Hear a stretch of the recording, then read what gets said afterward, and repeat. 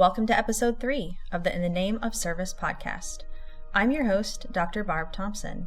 Here, we broadcast stories of men and women who've answered the call to serve in hopes of inspiring and catalyzing the rest of us to follow suit in our own way.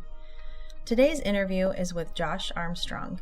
He is a current seminary student, husband, and father of 3. Josh and I met during his service as a Special Tactics Officer, or STO, in the Air Force. He's one of the most thoughtful, selfless, and hardworking individuals I know, and I'm so excited for you to hear from him. A few things struck me about this conversation that I wanted to share up front so you can catch them during our conversation. The first is the detail in which Josh recalls his development during his formative and college years. If you are a young person currently searching for answers, you'll want to listen to this. And if you in any way are in a position to shape young people, pay attention. You may very well be one of the most influential and positive voices in that person's life, catapulting them into a life of purpose and impact. The second is the specificity of the resources Josh has utilized along the way. Check the show notes after you listen, because I've included a list of Josh's most influential books from earlier in life, as well as his current reading list, his favorite podcasts, and a few important links. The first is for more information on Air Force Special Tactics, and the second is the Working Genius Assessment, where you can learn more about which tasks at work give you joy and energy and which ones drain you. Lastly, if you're interested in hearing more from Josh, consider connecting with him on LinkedIn. If you enjoy this conversation, you'll appreciate his posts full of thoughtful insights he's currently learning. Thank you for being here today. I hope this encourages you to attack the work before you today.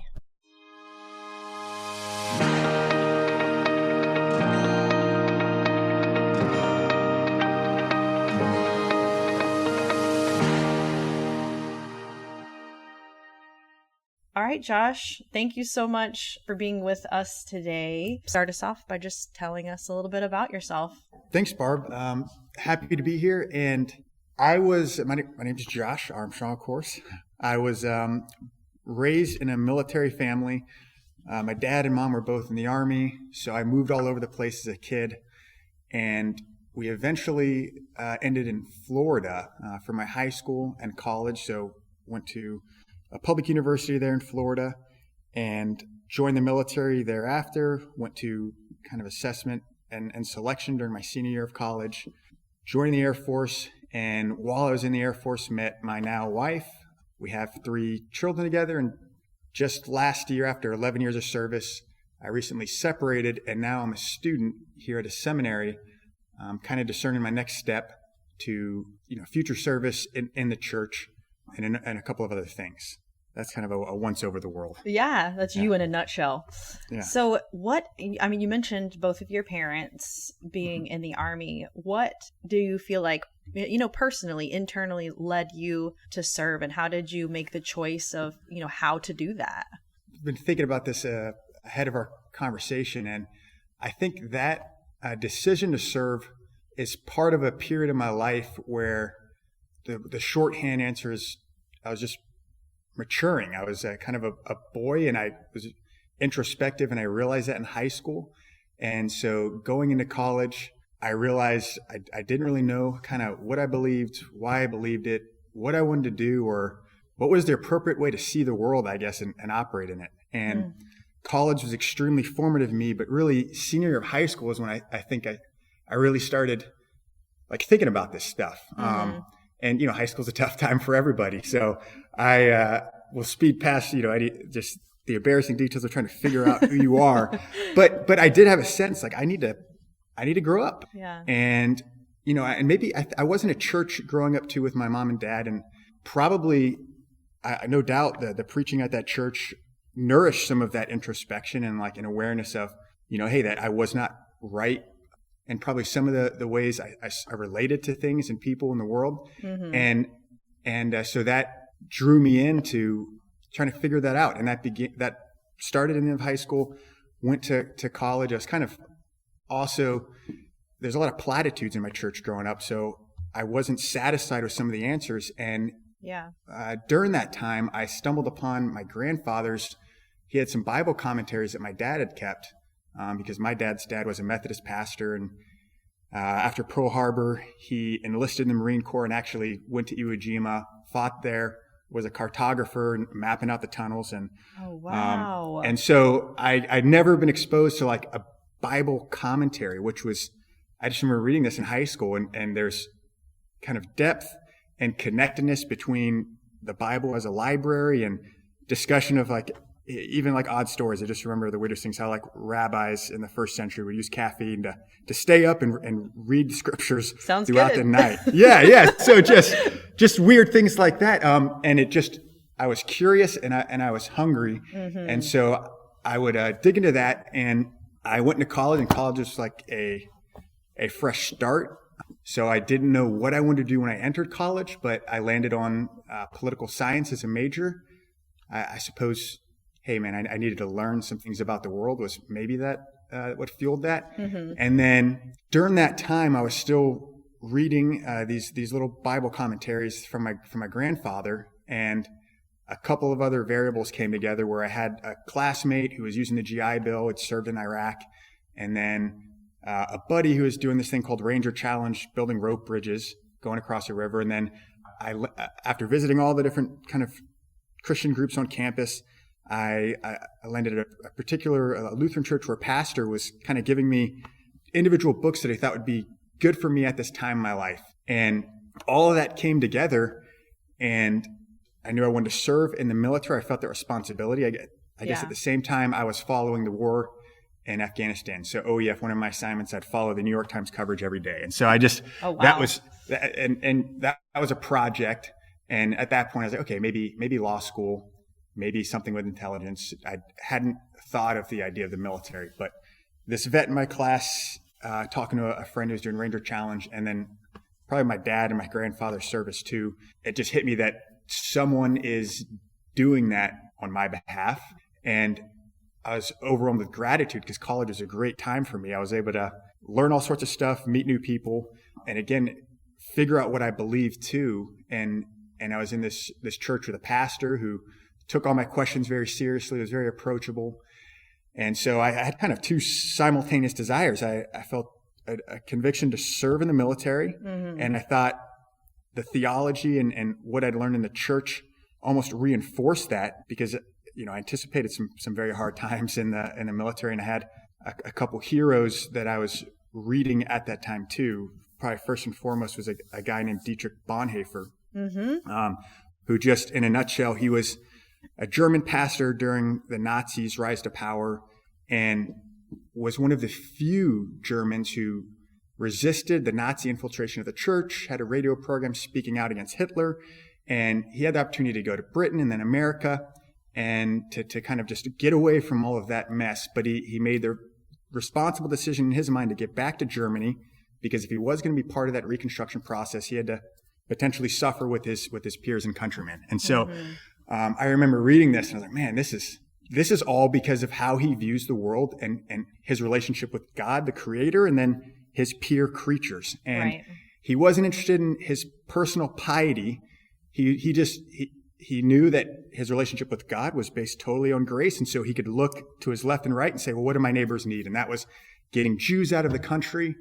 And eventually, why he's controversial is because he takes part in he's called like martyr, spy, and pastor, but he joins the Abwehr, German intelligence branch, and is part of the conspiracy to get Hitler out of power. So I'm reading this guy, and I read his works. So I see his life, and then I read his ethics, the cost of discipleship, and I just like set back on my heels and like, wow, this stuff is important.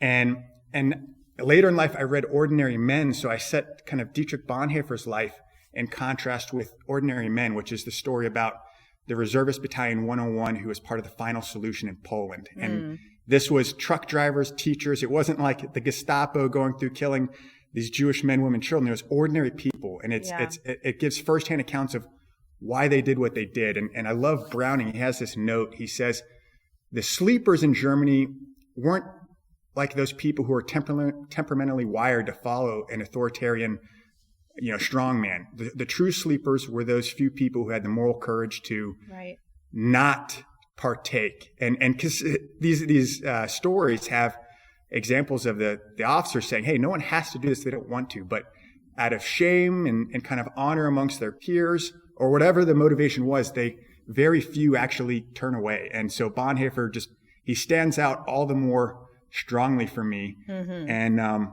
And so I'm reading him. I'm reading some Martin Luther, who, again, he kind of was a turning point in history of Western civilization, the church, and also just all of Western thought. And I feel that responsibility to serve. But then one day, because these guys were not speaking in platitudes, guys like Bonhoeffer, Luther, and of course I was reading my Bible more closely too. It was an account of everything, the entire world. Right. And as a young man, I think I was just hungry for that. Yeah. And it helped me it was comprehensive. It helped me make sense of a way. And seeing myself too, like, oh wow, maybe I shouldn't justify this kind of emotion or this sentiment, and maybe I should pump the brakes on how this feels. And so that led to, okay, I want to serve. And then at some point after military service, I want to go to seminary, where I'm at now, and serve the church in some capacity. And every commander I've had who's asked me my long-term goals, I've been forthright with them about this and gotten really strange looks, but also really good conversations. You can ask, DA, B-Dub, PVCH, any of those guys it's been a fun talk. I bet. And Josh, I guess, let me ask you this. Yeah, go ahead. Okay, you felt the conviction to serve in the military, and you knew kind of all along that you were being led to this path to serve first there and then in another place in the church, but you chose like a very difficult line of work. Yeah. You didn't just join the military. Can you let people know just like what a STO is? And oh, yes. Okay. So you're special tactics officer. So that's the Air Force's ground component of special operations. They kind of have three big mission sets. One's termed global access. So think about assessing a strip of land, a roadway, a dry lake bed, or a cratered runway to say, hey, can we land aircraft here, helicopters, anything related to integrating the ground picture with the air. Another thing, and where they probably gained the most recognition in the special operations community, is what we'd been precision strike, or just ensuring the accuracy of air ordnance onto the enemy in close proximity to friendly forces. And that's just a joint terminal attack controller. And then the final thing under the umbrella of special tactics is personal recovery, and that's combat search and rescue and humanitarian disaster relief sort of operations as well. So before getting to do those mission sets, you go through a 2.5-year training pipeline. You have to be assessed and selected first, where you have interviews with people like how I knew her, Doc Thompson, and a few others. And then once you do that, you start your initial training course. You go through Army for me, it was Army static line parachute course, and then I went to Navy military freefall course, Marine combat diver course, Air Force survival, evasion, resistance, and escape course, air traffic control school with the Air Force, and then a culminating school, combat control school, where you really hone your craft as an Air Force special operator. And then after that, you do another advanced skills training that combines all of those skills into full mission profiles, and you just get repetition after repetition practicing. So when you get to a team, you are deployable and just operational. So I had a desire to do that. I suppose I'd always liked the outdoors and was very physical. And it seemed if I was going to join, these positions were in high demand. And also I just thought, hey, I have the capability. I think I should head this way. And I had a number of friends too, and kind of who were doing the Army route, and then also going to BUDS to hope to be a Navy SEAL. And I actually worked with some of those folks downrange, so that was pretty cool. But I landed on special tactics because my dad, being in the Army, when I told him I was interested in going the Army route, he introduced me to some special tactics officers at MacDill. Neat. And so that interview kind of set me in that direction. Just your explanation of what you had to do to even, be selected to become a STO, not to mention the work once you're there, once you arrive as the leader of a team. What have the sacrifices looked like in your own life, your family's life, just to make that type of service happen? Should probably change a little bit to each assignment. Obviously, it is a very first thing that comes to mind. It's you grow, but it's also a sacrifice physically, just the demands of things you normally would not have to do, like jumping out of airplanes and moving with a load. And so I think that's the most obvious kind of sacrifice when I think of most of the folks that we've worked with, and the chief of my last position, like how much he's done and how his our bodies aren't invincible, and that you can kind of, it takes a toll eventually. So I think of that. Mm-hmm. And for me, immediately I realized, it was a back problem that I'd get needled by a physical therapist and be up and running the next day. Now it's like it'll take a couple weeks of waking up in the night. But that's still, I think there's more growth than cost there. Mm-hmm. I think like this program I'm in right now, I'm a very curious person, and so a lot of questions I had to sort of put off. It felt like this feels like delayed gratification. Yeah. Because I was there to serve the unit and the commander and the team. And when I first showed up to a team, the operation schedule was deploy for 6 months, 8 months of training to get everyone combat mission ready, deploy for 6 months, come back for 8 months, and I hopped into that cycle midstream. My senior NCOs that was normal life for years. And so trying to manage that to keep everyone mission focused, but also do what we could to mitigate the impact of that to their families. That's a challenge for any leader, but especially a young lieutenant hopping into a team who's still, honestly trying to learn the job with those folks. I think loss of control of your time. Yes. And then you're taking direction, ideally, right, to your commander. Your commander is driving the unit, and I think it's an opportunity. You get a lot of mentorship in that, a sacrifice, but it is like the priority in your life as far as, hey, if I'm looking at the amount of time you spend to a task, prepping for a task, it consumes everything.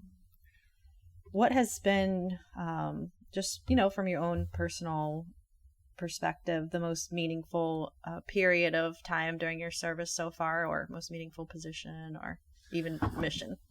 The most meaningful service was just being able to lead, listen to, learn from, and guide and make the best of the resources and personnel I had on a team. And that was in my first assignment, my second, even our team, like just being able to help, because there is a lot of loss of control, like we talked about, and there's a high demand. Mm-hmm. And I think it's easy to get distracted or lost in the small task and not kind of see the tax on the team. So I think big picture, I like being able to kind of to care for a team across a number of environments. Now, as far as operationally, the most satisfying, my first deployment, I got to use a lot of my intellectual curiosity and looking at the entire country and generating a plan to mitigate for a loss of what we call air infrastructure. So I'm looking at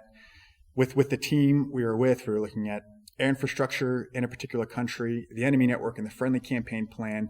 We generated our own concept of operation and had that approved at a general officer level. So that was very satisfying, just under the mentorship of my first commander, who, again, he expected a lot out of his people, but you learn quite a bit. And so we spent months kind of in analysis, and we also responded to a number of short notice things, a humanitarian mission in northeast Afghanistan, and then a expeditionary operation. We were working in airfield to support direct action operations in a blizzard, and we partnered up with the special forces team to secure and establish the airfield. And that was satisfying because we were doing our job. Yeah. And then behind that, there was a steady state analysis with the team, and then doing things we were doctrinally created to do to close gaps in air infrastructure now to enable the combatant commander to reach his objectives in the country. And then my next deployment to Iraq was really cool. That was kind of, that first deployment I was focused on airfield global access like operations. The next one, I was a joint terminal attack controller attached to a number of different SEAL platoons. And every SEAL platoon had a different personality, and I'd do all things related to air-to-ground integration. But on one instance in that deployment, again, there was a need in theater for a combat controller. All of our senior combat controllers had pushed to another country because of the problem there. So I ended up being the senior controller in country, and I had 12 hours notice to integrate with this Marine Air-to-Ground Task Force, a SEAL platoon, some Aussies, and we established a first airhead in a new location in response to ground gained by ISIS and to help establish a coalition footprint and prepare for a counterattack. And it was, combat controllers are meant for this mission. So you had to have a mobility plan to assess the airfield, establish the airfield, and deconflict fires with mobility aircraft. And we also had Iraqi helicopters and artillery, and all of that needed to be deconflicted. And we couldn't get anything on the ground, so all of your water, your gun trucks, your barriers, the base that was being built up was coming in exclusively from that runway, from either fixed wing or rotor wing. And so super busy, but very satisfying to work that problem set with one other combat controller and to enable that eventual the counterattack on a particular city. And I just after coming off that, I was like, this is why our job, exists. Yes.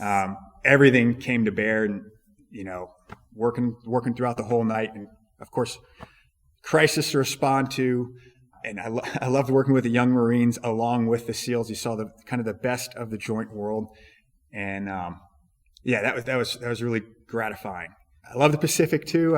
My second deployment, I was all over the Pacific, and 10 countries doing small unit training engagements. Kind of gone for a month, back for a month on Okinawa. I was based out of there. Gone for a month to work with all sorts of different partner forces. With the team of PJs and combat controllers, and I really appreciated being able to go forward with them. So rather than kind of integrating with an Army Special Forces team or Navy SEAL team, we were doing everything together. And then, loved that. And I really loved our team, our recruitment, assessment, selection, development team, because of working with folks like you and the technical specialists who just had deep knowledge in their specialty that I could kind of just get a taste of as a STO, and the kind of passion and curiosity and problem solving that everyone brought to that team. So I've been fortunate to wear a lot of different hats, and I don't know, really they all diverse come together. Experiences. It's crazy. 11 years is a long time, Josh. So, and you spoke earlier about kind of this curiosity in waiting, as you did all these amazing things. And of course, it sounds like they were extremely satisfying at the time, but how did you make the decision to leave, one form of service and enter into another? I knew at some point I wanted to do this. So for me, service reinforced the desire. I just didn't know when. Yeah. And so the same problems kept presenting themselves to me. So I saw a need to serve overseas and kind of just felt a duty to do that. But I think that the church is, I was motivated by positive pastors who I've seen and pastors who I've seen maybe who haven't embraced their role. And with our domestic kind of turmoil, chaos and uncertainty and anxiety and shallowness of thought. And I agree with some critics who say there's just like an ideology of demoralization out there. We talked about this a little before our recording. And I think that is the case. And I think the church has such a high role. My whole perspective on life changed after being integrated into that church in college with a pastor who gave me particular reading material. And so I thought about separating in Okinawa, but then I was told about the unique position to work with your team, and then a schoolhouse. So I stayed in for another tour. And as I look at it, the landscape domestically, that problem, it seems bigger to me, and it something that I'd like to be part of addressing. That makes a lot of sense. I'm trying to stay away from the philosophical depth of what I mean by that problem, but I think people can relate and see that there's definitely uncertainty and turmoil. Yes. And we don't know what it means to be human anymore. And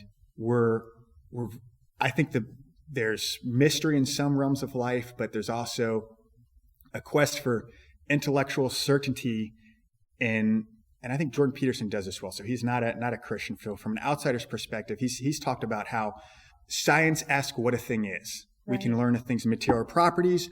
We get these awesome tools. This is great, but it does not answer the question how to act. Mm-hmm. That is outside of the scope of scientific investigation, and that's, in his words, that's religion, narrative, philosophy, etc. And so we all have to look out at the world, assess what is the case, what should be, and then determine how to act. And that's often just it's a subjective value assessment or a claim. And so there's distilled wisdom passed from generation to generation in the family to help you navigate that space. There's songs that help people. There's proverbs. There's mantras. I think the most sophisticated and integrated response to that is religion, and he talks about that. And it's because we always see our actions in narrative, and we see other people's actions in narrative. If someone's acting off one day, I immediately wonder, oh, maybe so-and-so had a rough night. Like I have to make sense of it. And right. So how religion makes explicit what we're all doing, but it also keeps you from too quickly making a judgment, because it always orients you towards, I think, your own sin. I'm speaking specifically about Christianity. Right. So when I talk about the problem, that's kind of the idea I have. I don't think it's exclusive of the church. I think we are all acting out a metaphorical map that tells us this thing is a threat. This is going to be the best opportunity. This will give me rest, or this is useless, or, we can go even further. This person is important. This person is not. And we're navigating that space through something. And I think the church has the opportunity ever since, Jesus Christ walked this earth. He deputized others to speak, teach, and baptize on his behalf. And that the Bible is a library of what that looks like. And so that's, when I say the problem that right. keeps presenting itself to me, all of that and more is what I mean. Yes. And more. I get it. Well, and just sitting here listening to you talk about the experiences you had in the military and the problem that you see now and how you might combat that problem in your own life and the lives of the people around you. I mean, it takes no less courage to do what you're doing now. Honestly, mm-hmm. Josh, it sounds like a tough problem to solve for sure. So let me ask you this. You spoke about your parents and, having the opportunity to be involved in a church that meant a lot to you, specific mentors that helped you along the way, and good experience in college. And then, of course, during your military service, you were around a lot of people who were extremely driven.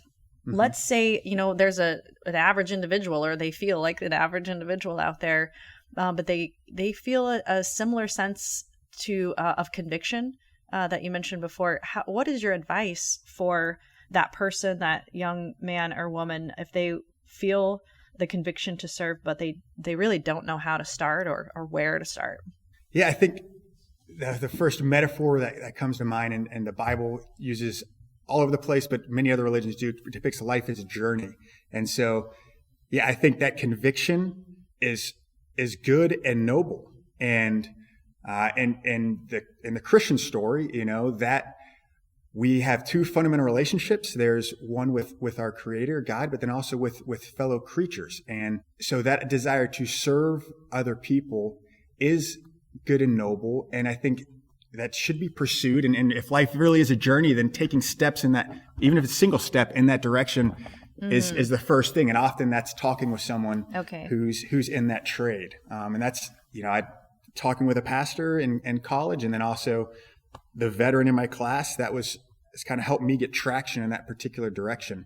And I also think tapping into some ancient wisdom. For me, when I was discerning all this, we're all making sense of the world. And so these mentors, along with, Luther had this saying, he said, hey, we're all theologians, and one thing in a theologian is just someone who talks about God, to God, or for God. And they are made by prayer specifically, hey, for the Holy Spirit, and discernment in your life. They're made by meditation on God's word, and that we would understand this according to his his will. And then he says this last thing is, it's all Latin. So oratio, meditatio, tentatio. That tentatio is temptation, suffering, struggle. And when I think of that, I think that's really an adventure, again, of reading this account, comparing it to the appearances and the struggle of taking those convictions before our Creator. And for me personally, the more responsibility I took on starting in college and even now, the more aware I was also of my inadequacies. Yes. And so I'm giving you this background because when I'm thinking about this from a theological perspective, it's like, wow, like, who am I to start this out? Or this motive isn't pure. Like, there's probably something in it for me as well. And so this prayer, meditation, and suffering or adventure, from a Christian perspective, Jesus came to this earth to show us how to be right with the Father, like how to honor God. And that is purely, we receive the gifts and the righteousness he gives us. And now, knowing that is rock solid, I can look into that relationship of service and vocation with other people, not for righteousness, not to instrumentalize them to make me feel good about myself, but you can just sort of look at and say, well, what needs to be done? Mm-hmm. And I might actually be messy in this process, but this is who, like, Jesus Christ says, you are mine,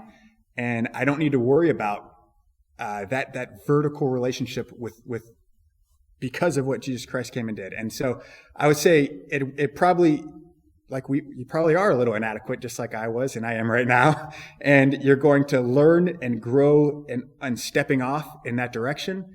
The proverbial chaff will likely be burnt off. And so if life really is a journey, it behooves us to see who are our counselors. And I guess I'll finish maybe with my favorite Bonhoeffer quote, because he was thinking about how to take responsible action as well. Yes. And coming back to Germany, and so here's his quote from Ethics, really powerful for me. He says, "Just as God's love entered the world, thereby submitting to the misunderstanding and ambiguity that characterizes everything worldly, so also Christian love does not exist anywhere but in the worldly, in an infinite variety of concrete worldly action, and subject to misunderstanding and condemnation. Every attempt to portray a Christianity of pure love, purged of worldly impurities, is a false puricism and perfectionism that scorns God's becoming human and falls prey to the fate of ideologies." God was not too pure to enter the world. And so I'd want to send you forward confidently with courage, because our fellow creatures need your good works, holding on to the promises of God, and invite you to continually consider who your counselors are moving forward in your journey. Awesome. Maybe I'll stop there. Yeah. I love that. Yes, yeah. That's so good. Okay. And I said I had one kind of curveball question, as I thought beforehand about our conversation today. And it's not like you have a strong conviction and you've moved forward and sacrificed so much. I mean, physically, mentally, your time, your effort, but you're doing this along with a family. And can you just speak to that person serving out there that practically, like, they feel this very strong conviction that really rules their mind probably most of their waking hours, but they also, have the responsibility of moving and living alongside, a spouse or children? Yes. We have, there's a helpful distinction that we often talk about here at Seminary. It's kind of like the three estates, or just three vocations. And so I'm constantly oriented to the fact that I'm a father, I have a family, I have my work, which right now I'm a student. And then again, my relationship to the church, which orients me to the Creator. And so we're always wearing these three hats, and you have to prioritize, well, what is the most important for me as a father, just as a parent? I have a 4-year-old, almost 3-year-old, and an almost 1-year-old. And so articulating what is the most important thing that I could do with those kids, and trying to make steps in that direction is really important for us. So we try to practice, reading our Bible and saying prayers in the morning or evening. I don't always make that, but Megan, my wife, will keep up that practice if I'm not there, and then we'll take turns.